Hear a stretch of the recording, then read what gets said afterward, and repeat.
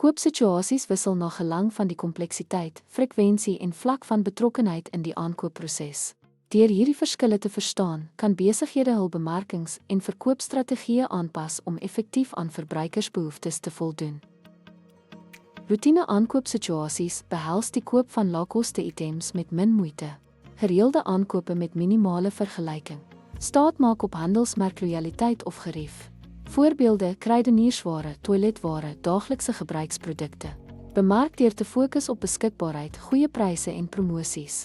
Beperkte probleemoplossingssituasies vind plaas wanneer verbruikers ietwat betrokke is by koopbesluite, dikwels vir onbekende produkte in bekende kategorieë. Hulle benodig navorsing en kan staatmaak op aanbevelings en resensies.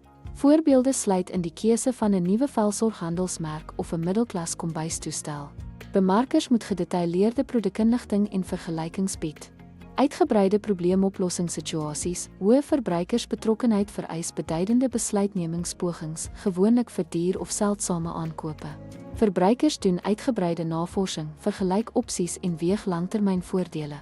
Emosionele en finansiële belange is hoog en vereis deeglike denke. Voorbeelde sluit in die koop van 'n motor, huis of luukse item. Bemarking moet produkkenmerke, waarborge, getuigskrifte en persoonlike ondersteuning beklemtoon om waargenome risiko's te verminder.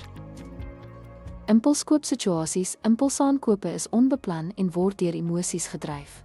Hulle gebeur spontaan, dikwels as gevolg van winkeluitleg of promosies.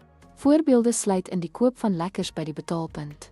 Bemarkers gebruik uitstallings en aanbiedinge om hierdie aankope aan te moedig. Nuwe taakkoopsituasies in twee omgewings doen organisasies dikwels eerste keer aankope van produkte of dienste.